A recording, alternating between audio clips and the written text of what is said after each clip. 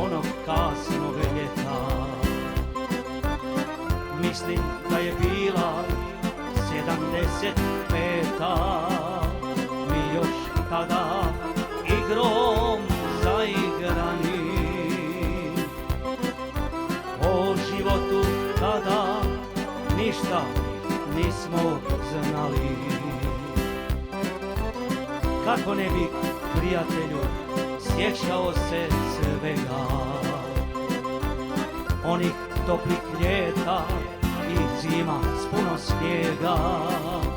Boga Oca kako nam govori,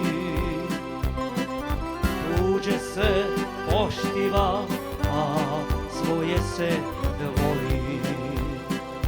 Tvoga Oca tako nam govori, tuđe se poštiva, a svoje se voli. Ovu pjesmu pjevam tebi, majko, sve što imam ovoj zemlji dajem. Sve prolazi i sve proći mora, Slavonija zauvijek ostaje. Ovu pjesmu pjevam tebi, majko, sve što imam ovoj zemlji dajem. Sve prolazi i sve proći mora, Slavonija zauvijek ostaje. Šišaj Đuro, samo veselo za moje Slavonce, narodnjake iz Đakova, Našica i okolice. Godine su projurile, ostavile traga. Odlazili mi smo sa svog rodnog praga.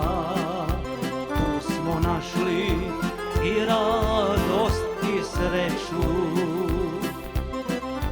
Bilo je i suza, al to priznat neću. Slušali smo priče čuvara ravnice, u polju kraj vatre i zvuke tamburice. Pa se sjetim riječi oca moga, sine, voli svoje i viruj u Boga. Ovu pjesmu pjevam tebi, majko, sve što imam ovoj zemlji dajem. Sve prolazi i sve proći mora, Slavonija zauvijek ostaje.